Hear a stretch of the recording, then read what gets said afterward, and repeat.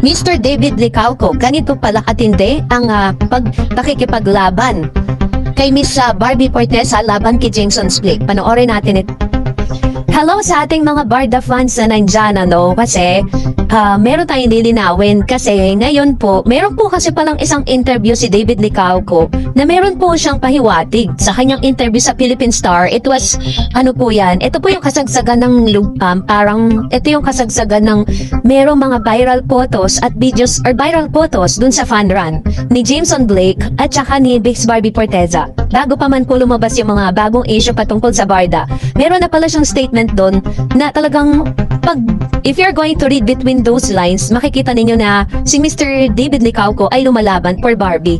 So, eto na, Pero bago yan, syempre, kung hindi ka pa nakapag-like, share, subscribe sa ating channel, please don't forget to like and subscribe sa channel na ito. At huwag mo rin kalimutang i-click ang notification bell para ikaw ang unang-unang makakapanood sa ating mga videos. So, salamat po sa mga Barda na patuloy na lumalaban at talagang naniniwala at talagang naninindigan for Barbie Forteza and David Licauco. Nadami ng mga videos ko sa YouTube, mas madalas ako nagpapakita sa mga Barda kasi gusto kong ma-uplift yung inyong mga spirito, yung inyong mga damdamin patungkol sa mga issue, patungkol sa kanila kasi parang ang lala, diba? So, ito na.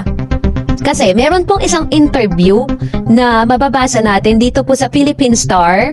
May I just read it to you para lang po maging malinaw. Sabi dyan, si David Licauco reacts to Barbie Forteza, Jameson's Blake holding hands photo. It was posted last July 24, 2025, 3:55 PM by John Milo Severo, PhilippineStar.com. So ito kasi yung ilan sa mga source na pinagkukuhanan natin. Tapos nanonood tayo ng mga video clips, video interviews na talagang magpapatunay or parang magfa-fact check dun po sa mga nasusulat sa dito po sa mga article online. Sabi dito, David Licauco has seen the photos of his perennial screen partner Barbie Forteza and actor Jameson Blake who were seen together in a couple of fun runs. Bago pa man po pumutok yung issue dun po sa GMA Gala Night na meron silang pa-holding hands habang sila ay kumain sa McDonald's, etc.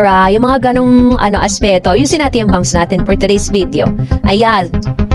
So yun nga, 'di ba? So bago pa man po mag-trending yung mga photos na yun, eto na yung unang nauna, pero yun po ay sinagot agad ni Mr. David na kung babasahin po ninyo yung mga sagot niya, it only shows na talagang lumalaban pa rin siya for Miss Barbie. In an inclusive interview with PhilippineStar.com, David said that he saw the viral post of Barbie and Jameson holding hands.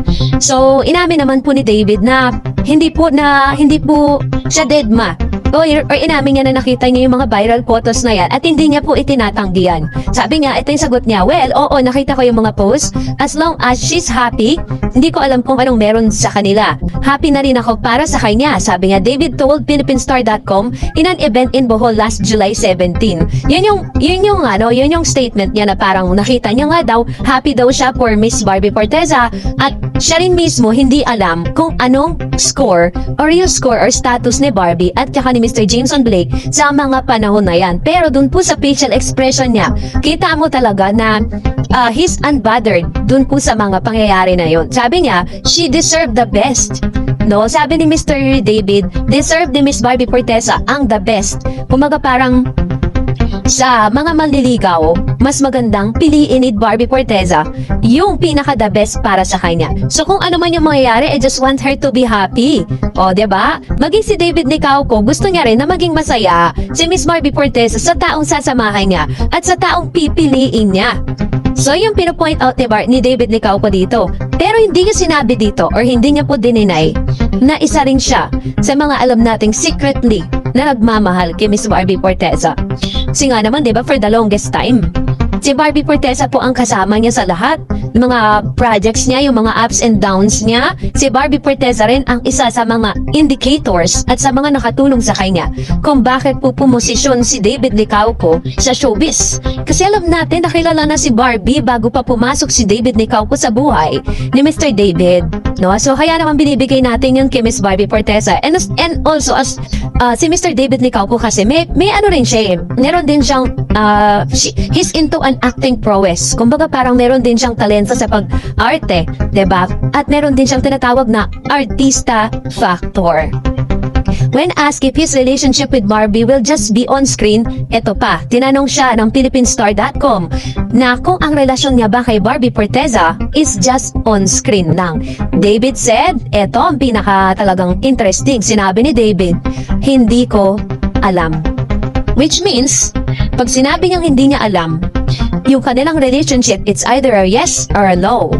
So, ibig sabihin, pwede niyang inaamin na totoong on-screen lang sila or pwede ring inaamin niyang hindi sila pang on-screen lang. Sabi niya, syempre hindi naman natin alam kung anong pwedeng mangyari sa mundo. So, which means si Mr. David Nicauco ay hindi isinasara ang possibility na pwede po silang maging sila in the future. So yun yung pinakamasayang interview na sinabi ni David eh. It only shows na talagang pati si David umaasa siya na one day magtatagpo sila ni Miss Barbie Forteza in the future. Yun yung pinanghahawakan ng mga barda na ayaw ng mga bashers. Diba? Yun yung pinanghahawakan ng mga barda fans na ayaw ng mga bashers ng ni David Nicauco na at ni Barbie Forteza na asahan natin yun. Masama ba tayo umasa? Masama ba tayo na suportahan sila? Masama bang mahalin natin ang couple na ito?